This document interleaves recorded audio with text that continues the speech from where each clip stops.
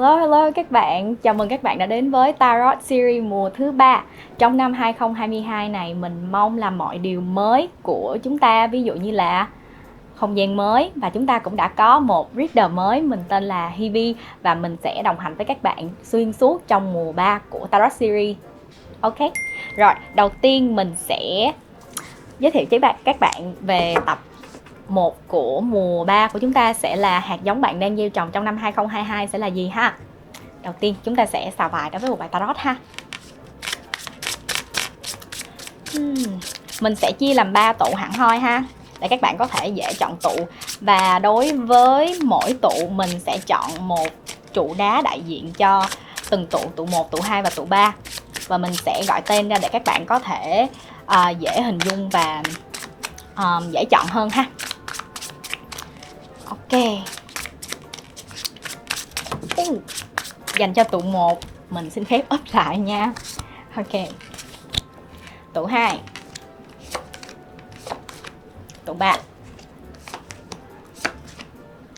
Ok, tiếp tục mình sẽ sắp những bộ bài về lời khuyên khác ha. Các bộ bài lời khuyên thì chắc chắn sẽ là Oracle rồi. Đầu tiên, bộ đầu tiên ha. Mình xin phép rút từng thông điệp từ mỗi bộ bài, thì một thông điệp thôi ha. Ok, tụ 1, tụ 2 và tụ 3. Tụ 3 cho mình xin phép ăn gian thêm một lá nha. Tại vì đó là một cái điều gì đó ngẫu nhiên mà vũ trụ đã gửi đến cho các bạn, cho nên là mình không biết đâu, mình sẽ để thẳng ở đó luôn nha. Rồi tiếp tục.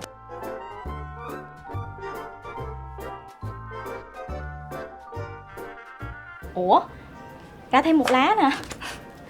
Ok, cũng không phải lỗi của mình đâu nha. Ok, rồi tiếp tục. Mình còn 2 bộ Oracle nữa.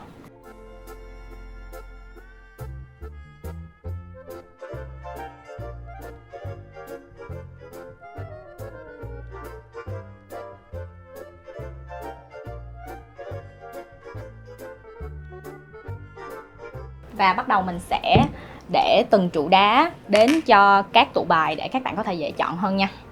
Đầu tiên, tụ bài 1 mình sẽ chọn thạch anh vàng để đại diện.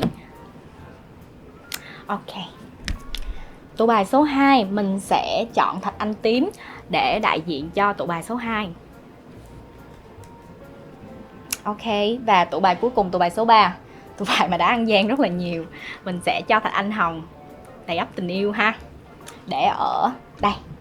Rồi, bây giờ các bạn có thể cảm nhận năng lượng và chúng ta có thể chọn từng tụ. Các bạn có thể nhắm mắt lại hoặc là mở mắt và nhìn vào cái viên đá nào mà các bạn cảm thấy là thu hút các bạn nhất, thì đó chính là tụ bài mà các bạn cần chọn.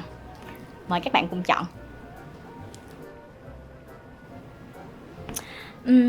Ok. Nếu các bạn đã chọn xong, mình xin phép được gom tụ 2 và tụ 3 sang một bên và mình bắt đầu để xem tụ 1 đầu tiên ha. Rồi bây giờ mình sẽ bước vào tụ 1. Tụ bài của những bạn đã chọn trụ đá thạch anh vàng. Ok. Mình xin phép được lật hết lên nha, rồi mình sẽ cho các bạn xem từng lá. Đầu tiên mình sẽ đi đến tarot đầu tiên nha.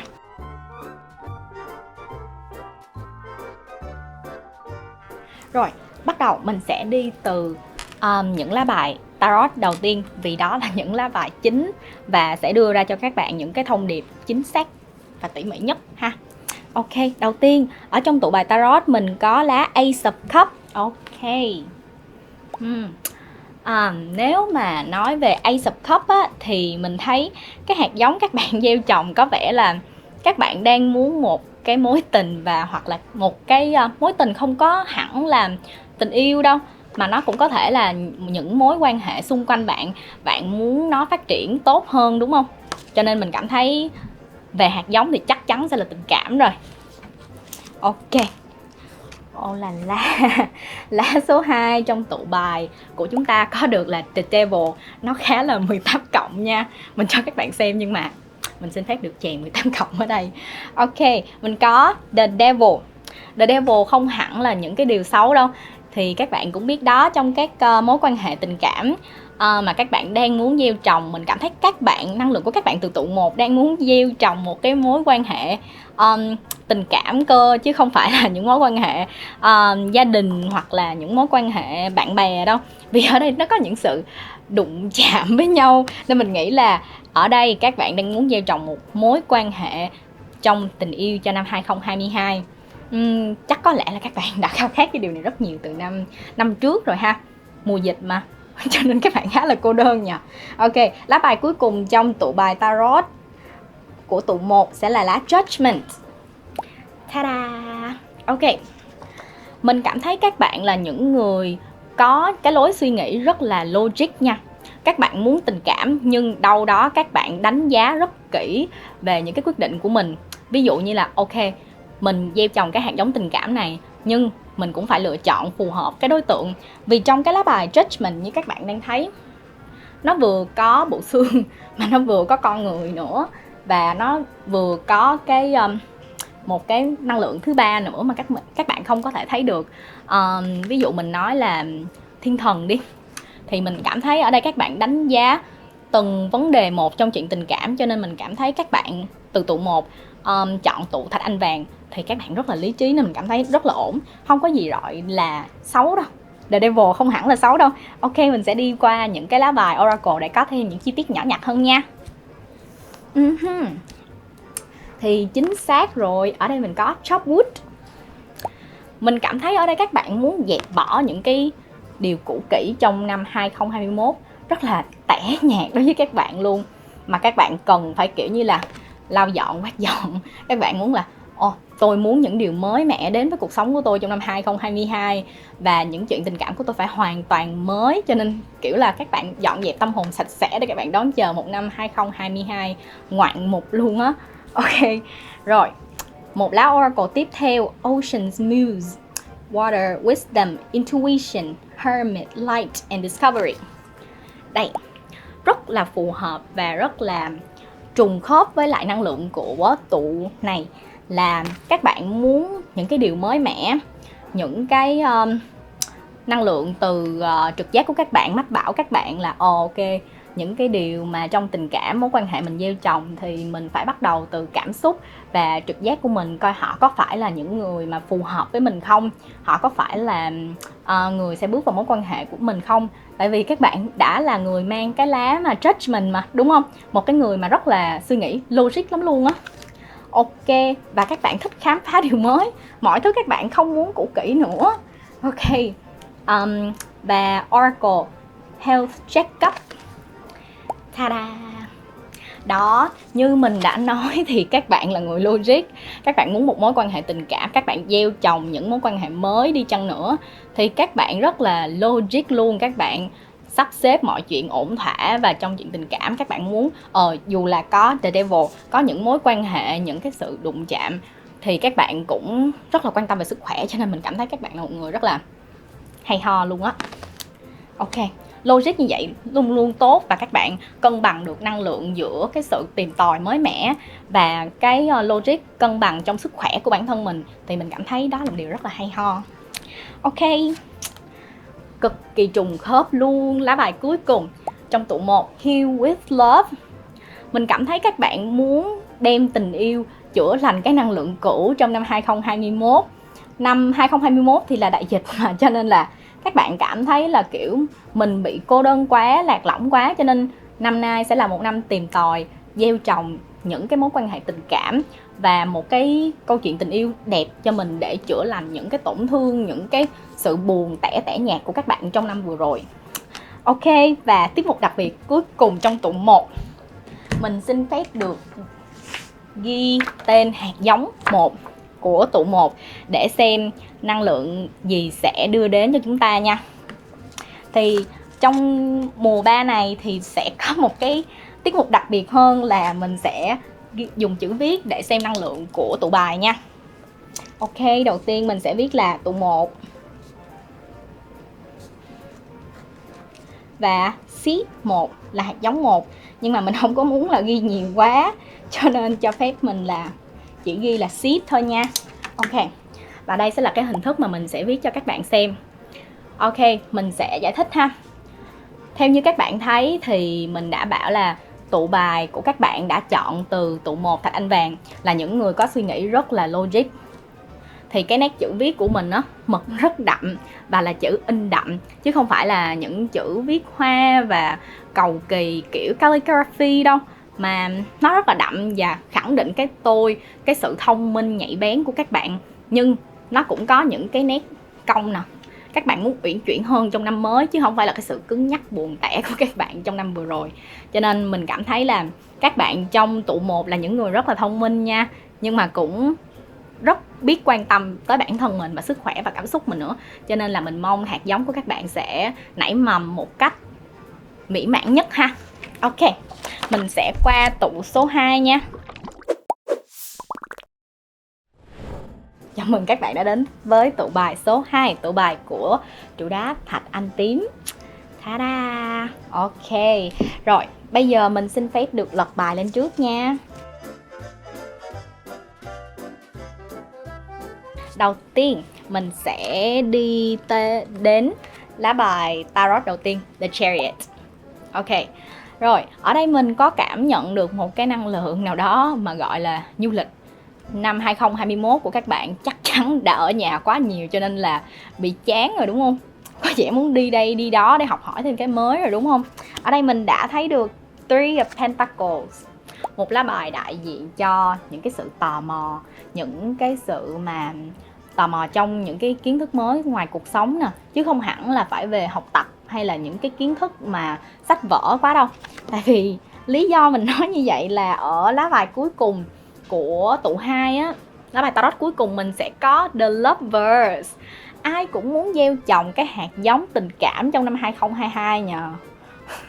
Ok, thì mình cảm thấy các bạn muốn làm di chuyển đến một nơi mới và các bạn có thể sẽ tìm được cái The Lover của các bạn ha.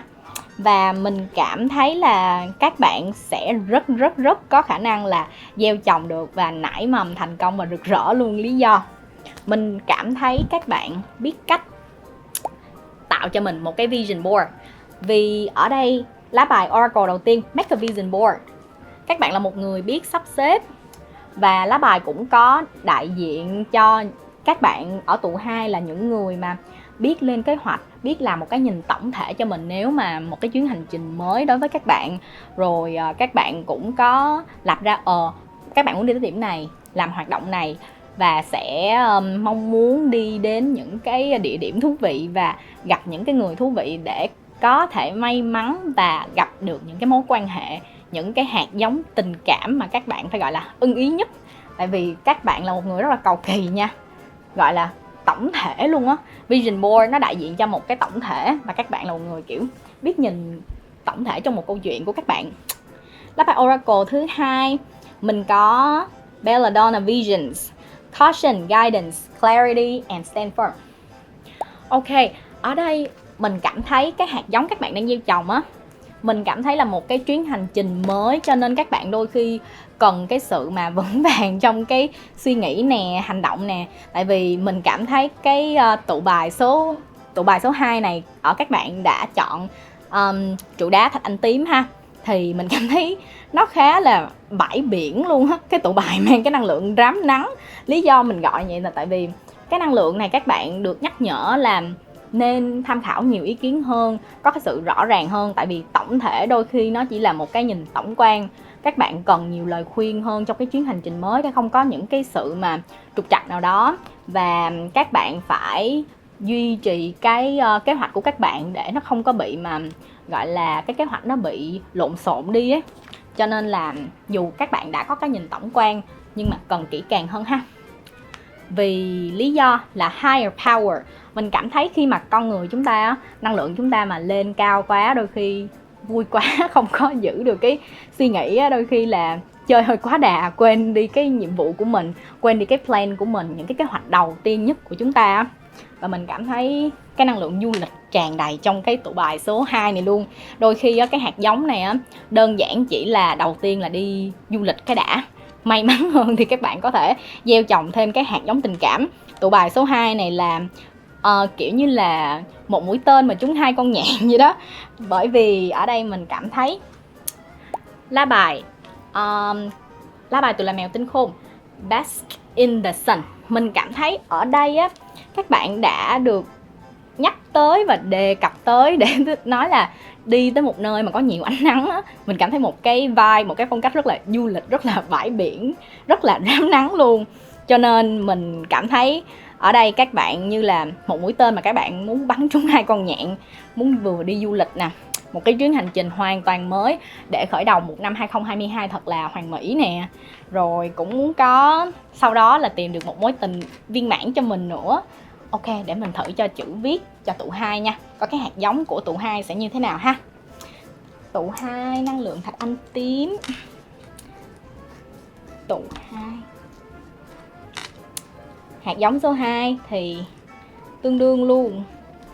Ủa, sao chữ viết của tụ 2 nó có vẻ đúng như cái năng lượng của các bạn là vừa lên vừa xuống, higher power, các bạn không có kiểm soát được luôn á. Nè, các bạn cũng có thể nhìn thử đi, tụ 2 và bắt đầu xuống cái phần hạt giống á, khi mà nói tới cái kế hoạch của các bạn là kiểu như là cái năng lượng nó lên xuống lên xuống lên xuống lên xuống, kiểu như là nó muốn là nhảy luôn á. Cho nên là các bạn thấy như cái nét chữ của mình nè, các bạn là một người đã được lên những cái kế hoạch kỹ và tổng quan, cho nên những cái nét á nó không có bị đứt mực. Đó là cái điều mới trong mùa 3 này mình làm là về nét chữ và chữ viết.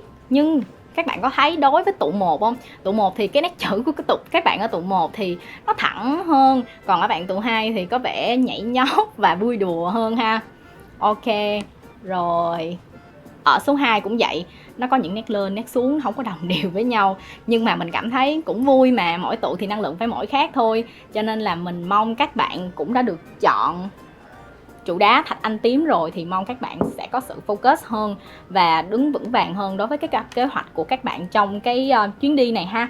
Thì mình mong là những cái hạt giống, mình gọi là những hạt giống vì nó có 2 mục đích lận, các bạn đang gieo trồng trong năm 2022 sẽ được như ý của các bạn ha. Nhưng mà đầu tiên là chuyến hành trình thì mình mong là sẽ có nhiều niềm vui trong chuyến hành trình của các bạn trong năm 2022, và sau đó sẽ gặt hái được cái hạt giống về tình yêu được nảy mầm tươi đẹp ha. Ok, và đó là năng lượng từ tụ 2. Mình xin phép được cấp tụ 2 qua một bên ha. Ok, rồi bây giờ mình sẽ quay qua tụ cuối cùng, tụ bài số 3. Tụ bài mà được thiên vị nhiều nhất, mang năng lượng của trụ đá thạch anh hồng. Ok, để xem mình sẽ có gì từ tụ bài số 3 nha. Mình xin phép được lật bài nha các bạn.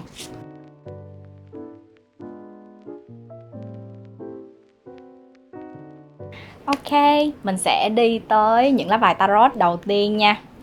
Và mình sẽ giải thích cái lý do mình nói là tại sao tụ nào cũng đi đây đi đó. Tụ bài số 3, tụ bài của năng lượng từ trụ đá thạch anh hồng, Four of Pentacles. Ok, mình nói lý do mà mình nói là tụ bài này mang năng lượng đi đây đi đó. Các bạn nhìn kỹ đi, ở trên lá bài á, nó có những cái cặp đôi năng lượng mặt trời, nhưng hai cái cặp đôi này á, nó mang cái màu sắc khác nhau.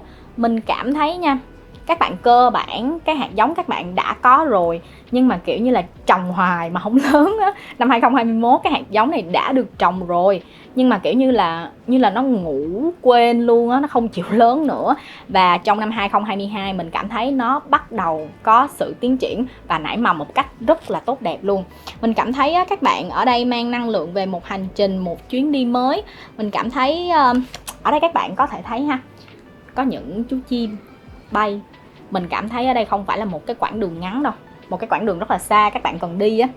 Mình cảm thấy ở đây là năng lượng cặp đôi, ai cũng muốn yêu đương, ai cũng muốn có tình cảm trong năm 2022 ha.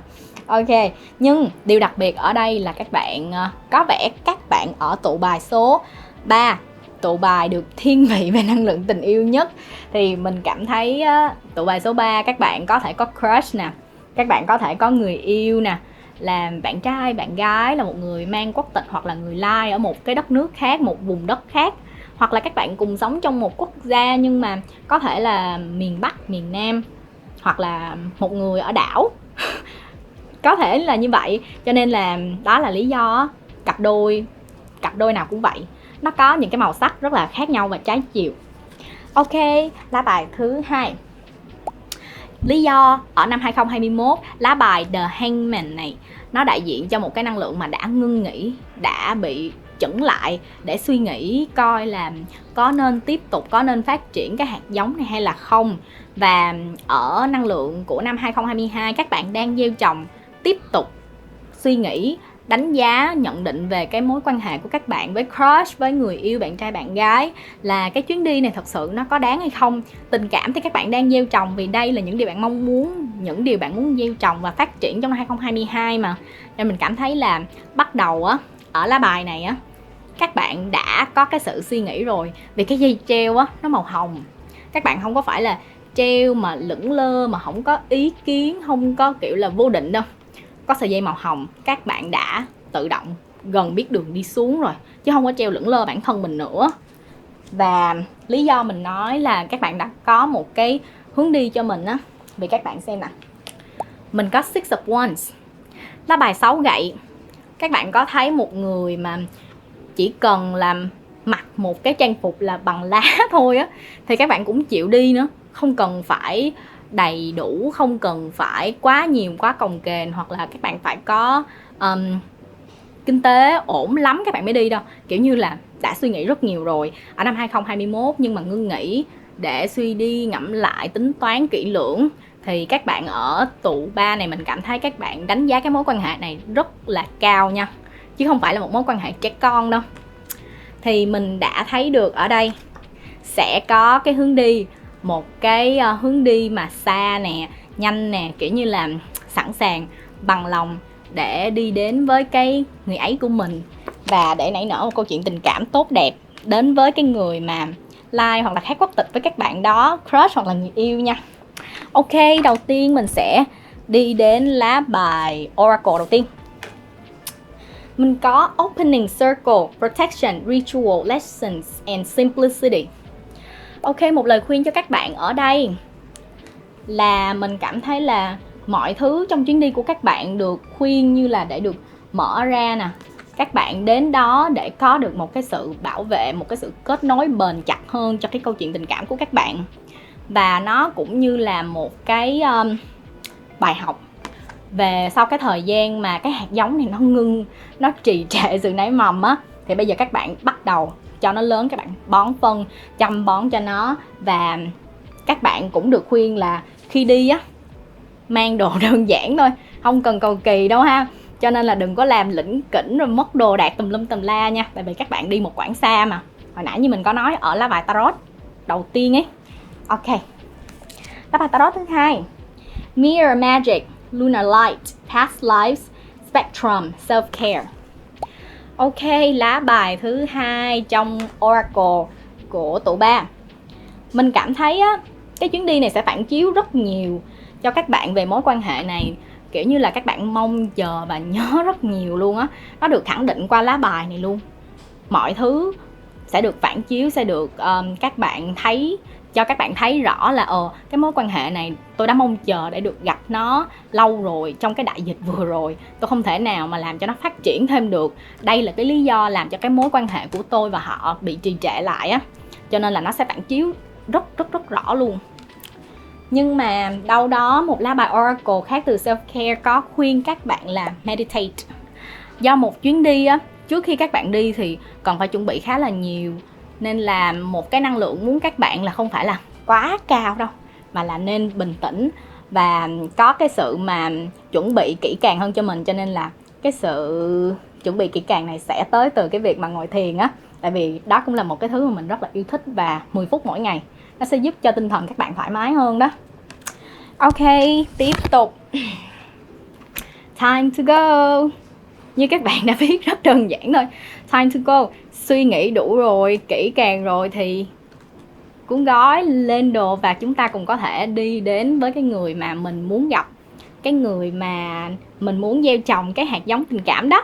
Ok, cái lá bài này rất là đơn giản thôi. Nó như là một cái dấu hiệu để các bạn ở tụ 3 mang cái năng lượng tình yêu rõ rệt nhất, biết được là ok, chỉ cần đi thôi, không cần suy nghĩ nữa, suy nghĩ đủ rồi. Ok, lá bài Oracle tiếp theo, gần cuối rồi nha. Regeneration. Ta-da! Regeneration ở đây cũng muốn các bạn dẹp bỏ những cái suy nghĩ tiêu cực trong mối quan hệ. Khi đã có cái sự mà trì trệ và chậm, rất là chậm trong năm 2021, dẹp nó qua một bên, tái tạo lại những cái năng lượng mới. Các bạn có thấy cái dung nham đỏ dưới đây không? Kiểu như là muốn các bạn bắt đầu cho nó bùng nổ cái năng lượng mới ra, để cho cái câu chuyện tình cảm và cái hành trình hạt giống tình cảm của các bạn được nảy nở một cách gọi là vượt trội hơn các bạn. Ok, mình tới với lá bài từ loài mèo tinh khôn nha. Find comfort anywhere in anything. Ta-da! Ở đây á, muốn nói á, là các bạn á, mình cảm thấy nha, các bạn suy nghĩ rất là nhiều luôn á. Các bạn từ tụ ba suy nghĩ quá nhiều, với lại hơi khó chịu trong tính cách, cho nên đã tạo ra những cái suy nghĩ nè. Và được khuyên là nên ngồi thiền nè, phải cẩn thận nè, rồi đánh giá cái mối quan hệ nè. Cho nên nói là các bạn đừng có cầu kỳ quá, nên kiểu như là cảm thấy thoải mái trong mối quan hệ của mình, đừng có làm rắc rối lên mối quan hệ của chính bản thân mình, và biết tự cảm thấy dễ chịu hơn đối với cái sự chững lại của năm vừa qua. Và chúng ta sẽ sắp được gặp nhau, gặp cái người mà mình muốn gặp nè. Rồi ở tới nơi mới thì các bạn nên đừng có kiểu cầu kỳ quá nha, kiểu cứ làm hòa nhập thôi, từ từ rồi mọi chuyện cũng sẽ quen. Đôi khi lạ nước lạ cái với lại thức ăn nè, hoặc là thời tiết, nhưng mà từ từ rồi sẽ ổn, đừng cao có nha. Năng lượng ở đây hơi nóng do là mình có thạch anh hồng mà. Ok, rồi bây giờ tiết mục đặc biệt cuối cùng là chữ viết cho hạt giống của tụ ba.